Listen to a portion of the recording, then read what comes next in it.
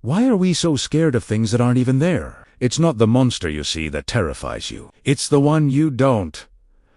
Today, we re-dive in deep into the psychological tricks that horror creators use to bypass your rational brain and tap directly into your primal fears. This is the art of the unseen. Let's start with a simple question. What's scarier? A monster jumping out at you, or the sound of slow, heavy footsteps approaching your door in the dead of night when you know you're supposed to be alone? For most of us, it's the footsteps. This is the power of implication. Our minds are built to fill in the blanks, and when we're given just enough information to be scared, our imagination will always create something far more terrifying and personal than any CGI monster could ever be. Think about the movie Jaws. For most of the film, you barely see the shark. What you do see is a fin.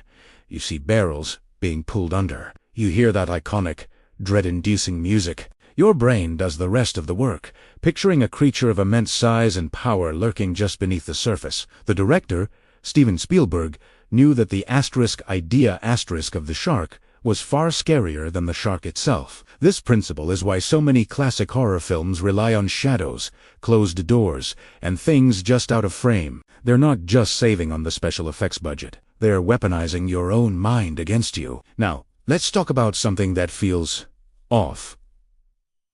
You've probably heard of the uncanny valley. It's that creepy feeling you get when you see a robot or an animation that looks almost human, but not quite. There's a subtle wrongness to it that triggers a deep-seated revulsion. Horror masters use this to their advantage, but they don't just apply it to robots.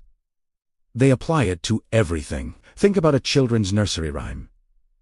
Sung slowly and out of tune in a horror movie. The rhyme itself is familiar and innocent, but the distortion makes it deeply unsettling. Or what about a character who smiles just a little too wide, for a little too long? The smile is a familiar, friendly expression, but the slight exaggeration turns it into a threat. This distortion of the familiar is a powerful tool. It takes our safe, comfortable world and twists it just enough to make us question everything. Our brains are pattern recognition machines. When a pattern is broken in a subtle, unnatural way, it sends alarm bells ringing. It's a signal that something is fundamentally wrong with reality, and that is a truly terrifying thought. Finally, let's close our eyes and just listen. Sound is arguably the most powerful tool in the horror arsenal. I'm not just talking about jump scare stingers. I'm talking about the meticulous crafting of an entire soundscape designed to put you on edge. There are two types of sound in film,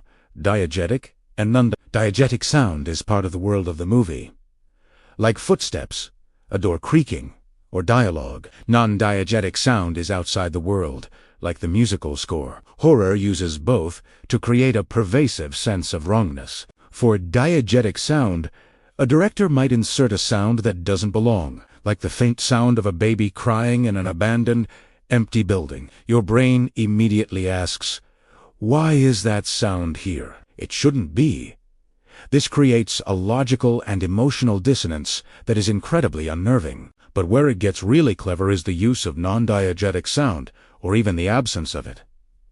Imagine a tense scene. The music builds and builds. Your heart rate climbs with it. And then, suddenly, complete silence.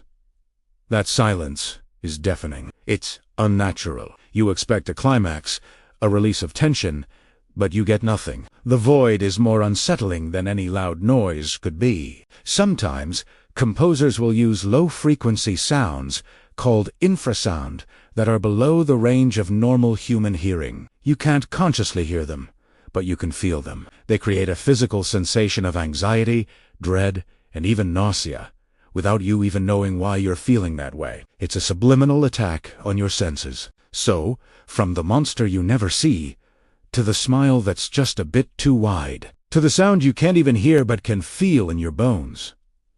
Horror is a masterclass in psychological manipulation.